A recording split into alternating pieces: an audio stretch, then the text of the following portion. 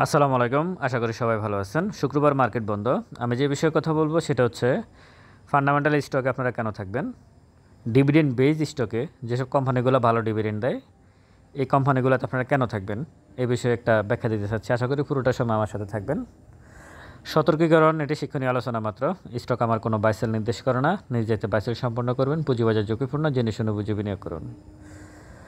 এবার আসুন ফান্ডামেন্টাল স্টকে কেন থাকবেন তার আগে আমি ট্রেড বিষয়ে একটা কথা বলি। এখন ইন্ডেক্স এখান থেকে বাড়তেছে, এখানে আবার একটা সে এখন স্টে করতেছে। যখন ইন্ডেক্স এখান থেকে পড়তেছিল এই জায়গাটায়, তখন কিন্তু আপনারা কাউকে আপনাদের পাশে পান নাই। যারা ট্রেড করেন তখন সবাই লুকাইছিল, পালাইছিল, কারণ তখন ট্রেডাররা সবচেয়ে বেশি ক্ষতিগ্রস্ত হয়েছে। পোর্টফোলিও এখান থেকে এখানে 40% নাই হয়ে গেছে, আমি মোটামুটি বলতে পারি। সে যত বড় পণ্ডিতই হোক। আর যারা ট্রেড করে তারা দেখবেন, আপনি যদি ইনভেস্টমেন্ট শেয়ারও যান, আপনাকে কোনো না কোনোভাবে ভুল ব্যাখ্যা দিয়ে ট্রেডিং স্টকে গিয়ে পারচেস করাবে, ট্রেডিং স্টকে ঢুকাবে। এমন পরিস্থিতি করবে, দেখা গেছে আপনি সরকারের একজন সচিব, আর ও দেখা গেছে মানে কোনো কিছুই না, আমি উদাহরণ হিসেবে বলতেছি, মানে আপনি সরকারের উচ্চপদস্থ একজন কর্মকর্তা বা বেসরকারি পর্যায়ের অনেক বড় একজন কর্মকর্তা, আপনাকে এমনভাবে গাইডলাইন করবে মনে হয় যেন ও বেশি বুঝে, যে মানে ট্রেডিং স্টক আপনার ঢুকবে, এটা কিনেন, ওটা কিনেন, এটা বিক্রি করেন, এটা করেন, ওটা করেন। মূল কথা তখন আপনার মূলধনটা শেষ হয়ে যায়। ব্যাপারটা এটাই ঘটে কিন্তু বেশিরভাগ ক্ষেত্রে। হাউজের সাথে আসলে হাউজের লোকজনের সাথে এবং আপনার হাউজে যাওয়াটা এটা কমিয়ে দেওয়া উচিত। সবসময়ের জন্য এটা প্রযোজ্য। এই জায়গাতে তাদের কেউ ছিল না, এখন এখানে অনেক লোক এই জায়গায় চলে আসছে। এখন গ্রুপে নাকি মানে বিভিন্ন ইয়েতে হোয়াটসঅ্যাপে বা বিভিন্ন ইয়েতে টার্গেট দেয়, এটাই হবে সেই হবে। এখন দুই রকমের সিটারি তৈরি হয়েছে মার্কেটে, বাটপারি তৈরি হয়েছে। একটা হচ্ছে ব্লক ট্রানজ্যাকশানের নামে বাটপারি হচ্ছে, আর একটা হচ্ছে ট্রেডিং স্টকে ঢুকে দেওয়া।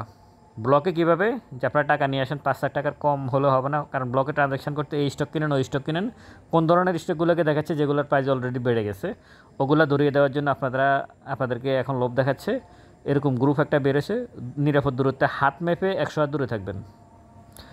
আর ট্রেডিং স্টকের ক্ষেত্রে হাউজের লোক প্লাস আপনার শুভাকাঙ্ক্ষী, অতিরিক্ত শুভাকাঙ্ক্ষীর দরকার নেই।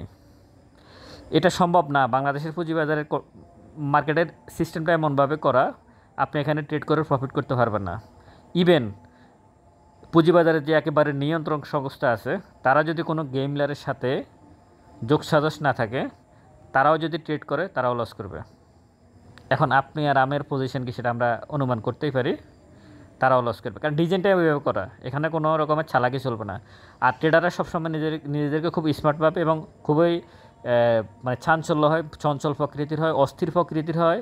মানে কথা যতটুকু না তার থেকে অনেক বেশি আপনাকে ট্রেডিং বিষয়ে কথা বলবে, যতটুকু বলার দরকার তার থেকে আরও বেশি বলবে। এটা কুল মার্কেট, এখানে যার মাথা যত ঠান্ডা, ভালো স্টক কিনে যে যত বেশি সময় দিতে পারবে সে তত বেশি গেইন করবে। আমি ফান্ডামেন্টাল স্টক কেন থাকবেন সেটা আমি আসতেছি ডিভিডেন্ড বেজ স্টকে। আরেকটা বিষয় আমি বলে রাখি, একজন বিনিয়োগকারী গতকালকে আমাকে ফোন দিয়েছেন, উনি একটা কোম্পানির নাম বলছেন যে এটা তো ফান্ডামেন্টাল স্টক। ওনার বক্তব্য হচ্ছে শেয়ারের দাম হচ্ছে 400 টাকার উপরে, ও মনে হয় 30% বা 40% ক্যাশ ডিভিডেন্ড দেয়, এই কারণে ওনার কাছে মনে হচ্ছে এটা ফান্ডামেন্টাল স্টক। আপনাকে দেখতে হবে তার ডিভিডেন্ড ইল্ড কত, পিইটা কত, তাহলে আপনি শুধু সে 30% ক্যাশ ডিভিডেন্ড দিয়ে আসতেছে গত 4-5 বছর ধরে, কিন্তু শেয়ারের প্রাইস 400 টাকা 500 টাকা, এটা তো ভালো স্টকের নমুনা হতে পারে না। আপনি ডিভিডেন্ড ইল্ড দেখেন, ডিভিডেন্ড ইল্ড দেখবেন তার 1 বা 2, আর তার পিই দেখবেন 25-30, তাহলে আপনি তো ওটা তো ভালো স্টক না, সে যতই ডিভিডেন্ড দেয়। আবার আর কিছু ভাইয়ের ব্যাখ্যা আছে, কিছু বিনিয়োগকারী, অনেক পুরাতন কোম্পানি ভাই, এটা কি বলেন আপনি, এটা কোনো ব্যাখ্যা না। আপনার টাকাটা তো আমার, এটা আমার। যে যত নামি কামি কোম্পানি হোক, নামি দামি কোম্পানি হোক, এখন তার পরিস্থিতি খারাপ, আমি ওইদিকে আমার টাকা ওইখানে দেবো কেন আমি? আর অজানা কোম্পানি এখন ভালো, আমি ওখানে যাব, আমি দেখতেছি তার গ্রোথটা ওইদিকে। এগুলো অ্যানালাইসিসের বিষয়, জাঙ্ক শেয়ার অ্যানালাইসিস করার মতো কিছু নাই। এবার আসুন ফান্ডামেন্টাল স্টকে, মানে ডিভিডেন্ড বেজ স্টকে যারা ডিভিডেন্ড দেয়, ভালো ডিভিডেন্ড দেওয়া কোম্পানিতে আপনারা কেন থাকবেন? এখন যে স্টকগুলোর প্রাইস বাড়তেছে এবং সর্বশেষ ওয়ার্কিং ডেজে তার আগের দিন যে প্রাইস বাড়তেছে, এগুলোর যে প্রাইস বাড়তেছে আপনাদের কাছে কোনো ব্যাখ্যা আছে? উত্তর হচ্ছে না, কোনো ব্যাখ্যা নেই। তো যে জিনিসের কোনো ব্যাখ্যা নাই সেই জিনিসে থাকা কি উচিত? উচিত না। আপনি মার্কেটের বাহিরে অন্য কোনো একটা ব্যবসা করেন, অন্য কোনো একটা দোকান দেন, অন্য কোনো যাই করেন না কেন, আপনার একটা ব্যাখ্যা থাকবে। আপনি স্কুলে শিক্ষকতা করবেন, আপনার একটা ব্যাখ্যা থাকবে, আপনাকে ছেলেমেয়ে পড়াইতে হবে। আপনি সেনাবাহিনীতে চাকরি করবেন, আপনার ওই নিয়মকানুন মেনে চলতে হবে। আপনি কোনো সরকারি কর্মকর্তা কোনো কোম্পানিতে চাকরি করেন, তার একটা নিয়ম আছে, সেই নিয়ম অনুযায়ী আপনাকে চলতে হবে। সবার তো এক নিয়ম না। কিন্তু এইখানে একটা স্টকের দাম বাড়তেছে, কেন বাড়তেছে তার কোনো ব্যাখ্যা নেই, তার কোনো চরিত্র নেই, কোনো কিছু নেই। তাহলে এখানে থাকতে হবে কেন? আমার কোনো যুক্তি নেই। আমি বিকেলে একটা ভিডিও দিয়েছিলাম, আপনারা নিশ্চয়ই দেখছেন, ওটা দেখে নিলে আপনারা বুঝতে পারবেন। ডিভিডেন্ড বেজ স্টকে থাকার অন্যতম কারণ হচ্ছে একটা কোম্পানি, ধরুন এখন জুন ক্লোজিং কোম্পানিগুলো ডিভিডেন্ড দিবে। আপনি যদি ধরো 2 মাস আগে ডিভিডেন্ড জুন ক্লোজিং স্টকের মধ্যে সবচেয়ে ভালো যে স্টকগুলো, ওখানে যদি আপনি বসে থাকতেন কিনে স্টক, আপনি বসে থাকলেন 52 উইকের মধ্যে সবচেয়ে লো রেটে না, অন্তত 5-6% বেশি দামে হলো আপনি কিনে রাখতেন।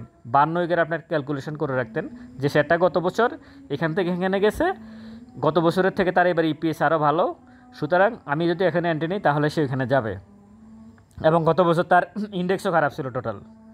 এভাবে যদি আপনি ক্যালকুলেশন করে জুন ক্লোজিংয়ের একটা স্টকে বসে থাকেন, অথবা যখন ডিসেম্বর সময় আসবে ডিসেম্বর ক্লোজিংয়ে বসে থাকেন, তখন যেটা হবে, আমি যেহেতু সামনে জুন ক্লোজিং ডিভিডেন্ড আসবে, আমি জুন ক্লোজিংটাই বলি, আপনার টার্গেট কিন্তু ডিভিডেন্ড না, ক্যাপিটাল গেইনে। কিন্তু আপনি 2 মাস আগে বসে থাকলে যেটা হতো সেটা হচ্ছে, যখন ডিভিডেন্ডের সময় আসে তখন মার্কেট মেকাররা ওইখানে এন্ট্রি নেয় ডিভিডেন্ডের জন্য।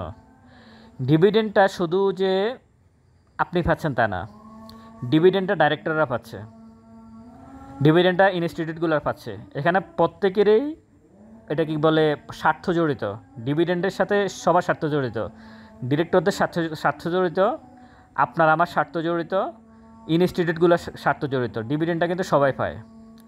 যখনই ভালো ডিভিডেন্ডের কোম্পানি, আপনি 6 মাস আগে এন্ট্রি নিয়ে বসে থাকবেন, যখন তার ডিভিডেন্ডের সময় আসবে তখন আর কেউ শেয়ার সেল দিবে না। যখন কেউ শেয়ার সেল দিবে না তখন অটোমেটিক তার একটা ডিমান্ড তৈরি হবে, আর অটোমেটিক যখন ডিমান্ড তৈরি হবে তখন তার প্রাইস বাড়বে, প্রাইস বাড়বেই, এতে কোনো সন্দেহ নাই। এটা হচ্ছে বাস্তবতা। এটা আপনি অ্যানালাইসিস করে বের করতে হবে। এটা অ্যানালাইসিস করা অনেক কঠিন কোনো কাজ না, শুধু দেখে শুনে বুঝে বসে থাকলে হয়। এটা হচ্ছে একটা প্রেক্ষাপট। যারা 6 মাস 1 বছরের গ্যাপ কিনে বসে থাকতে পারেন তাদের জন্য এটা খুবই পজিটিভ, কারণ তার যখন ডিভিডেন্ডের সময় আসবে তখন তার একটা প্রাইস বাড়বেই, কারণ ওখানে সবার স্বার্থ জড়িত, সবাই ডিভিডেন্ড নেবে, কেউ তখন আর শেয়ার সেল দেবে না, একটা ডিমান্ড ক্রিয়েট হবে। আপনি একটু ঠান্ডা মাথায় চিন্তা করেন তাহলে বুঝবেন। আর যারা ট্রেড করেন, যে মার্কেট প্রতি রবিবার থেকে বৃহস্পতিবার খোলা, আপনি 6 মাস শেয়ার ধরে বসে থাকা কি সম্ভব নাকি? এটাও একটা আছে, ঠিক আছে। এটার ক্ষেত্রে আপনি যেটা করতে পারেন, ওই ডিভিডেন্ড বেজ যে স্টকগুলো আছে ওগুলা 10-15-20টাকে আপনি খাতায় লিখে রাখেন। লিখে রেখে আপনি যখন ট্রেড করবেন আপনি ওর মধ্যে থেকে খোঁজেন সুইটেবল জায়গায় কোনটা আছে, সেখানে আপনি টেকনিক্যাল অ্যানালাইসিস করেন, খুঁজে আপনি তারপর এন্ট্রি নেন। উদ্দেশ্য হচ্ছে ইন্ডেক্স যদি পড়ে আপনি যাতে ক্ষতিগ্রস্ত না হন। আপনি ট্রেড করেন ওই 20-25টার মধ্যে, ওই সার্কেলের মধ্যে থাকি আপনি ট্রেড করেন। এখন সমস্যা হচ্ছে ডিভিডেন্ড বেজ ভালো স্টকগুলা, ফান্ডামেন্টাল স্টকগুলা একদিনে অনেক বাড়ে না, চোখে লাগে না। মানে অফিসের এক কর্মকর্তা ছিল, ডাইরেক্টর ছিল, সবসময় একটা কথা বলতো যে কাজ করো চোখে লাগে না তো, কিন্তু আসলে সারাক্ষণ কাজ করে। এরপর কইছে কাজ করলে হবে না, চোখে লাগতে হবে। এখন এই ফান্ডামেন্টাল স্টকগুলোর অবস্থা হচ্ছে এটা, কাজ মানে এখানে ফান্ডামেন্টাল স্টকগুলো যে প্রাইস বাড়ে এখানে মানে এটা চোখে লাগে না, কারণ 10% বাড়ে না, যে 10% তো বাড়তেছে। ফুড অ্যান্ড অ্যালায়েন্সের একটা স্টক বাড়তেছে, এর আগে সিরামিক্সের একটা বাড়ছে, হ্যাঁ, এখন আবার টেক্সটাইলের একটা 2টা, এর আগে ফিন্যান্সের একটা, সব জেড। তো ওদেরকে চোখে লাগে, তাহলে ভালো স্টক কিনে কী লাভ? আসলে লাভ আছে, ঠান্ডা মাথায় বসে থাকতে পারলে লাভ আছে। আপনি দেখেন যারা আমার কথা ফান্ডামেন্টাল স্টক নিয়ে আপনি বসে আছেন, আপনি আপনার পোর্টফোলিও দেখেন, আর যারা খুব দৌড়াদৌড়ি করতেছে আপনি ওনাদের পোর্টফোলিও দেখেন, একজন আপনাকে পোর্টফোলিও দেখাবে না। আমি বলছি আপনার আশেপাশে যেসব লোক আছে যারা আপনাকে ট্রেডিং করার জন্য পরামর্শ দেয়, ট্রেড করার জন্য আপনাদেরকে পরামর্শ দেয়, এই শেয়ার কিনেন, ওই শেয়ার কিনেন, ওই শেয়ার কিনেন, তাদেরকে বলেন যে ভাই আপনার পোর্টফোলিওটা একটু দেখেন, আপনি দেখবেন আপনাকে দেখাবে না, কারণ সে খুবই লসে আছে। আপনি দেখেন, আমার কথা বিশ্বাস না হলে আপনি সান দেয় কিনা দেখেন। তো সুতরাং ফান্ডামেন্টাল স্টকে আপনারা থাকবেন, এই জন্যই ডিভিডেন্ডকে কেন্দ্র করে থাকবেন। ডিভিডেন্ডের সময় আসলে একটা ডিমান্ড ক্রিয়েট হবে। আর এই স্টকগুলোতে সবার স্বার্থ জড়িত, ডিরেক্টর, ইনস্টিটিউট এবং পাবলিক, মানে আমি আপনি। তো সুতরাং আপনারা সবসময় ভালো স্টক, ফান্ডামেন্টাল স্টক, এবং ফান্ডামেন্টাল স্টকটা আসলে কি, ডিভিডেন্ড বেজ স্টকটা কি, শুধু ধারাবাহিকভাবে ডিভিডেন্ড দিলেই হবে না, শেয়ারের প্রাইস কেমন আছে, পিইটা কেমন আছে, ইপিএস বিগত বছরের তুলনায় কেমন আছে, রিজার্ভ কী আছে, লোন কী আছে, হ্যাঁ, এই সমস্ত বিষয়গুলো, এবং তার প্রোফাইল পিকচারে কারা কারা আছেন, রাজনৈতিক কোনো ব্যক্তিবর্গ আছে কিনা বিগত, মানে রাজনৈতিক বর্তমান এবং বিগত, এই বিষয়গুলোও দেখতে হবে।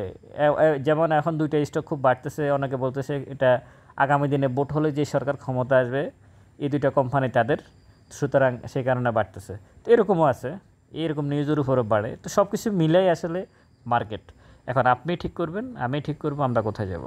তো আমি আশা করি যারা আমার ভিডিও শুনেন ডিভিডেন্ড বেস ফান্ডামেন্টাল স্টকের সাথে থাকবেন, শুধু নামের উপরও নয়। ভালো থাকবেন। ভিডিওটা শেয়ার করবেন। স্টক সাজেশন এবং পোর্টফোলিও ম্যানেজ করার জন্য ডেসক্রিপশন বক্সে নাম্বার দেওয়া আছে, যোগাযোগ করতে পারেন। সতর্কীকরণটা আবারও দেখে নেবেন। আসসালামু আলাইকুম।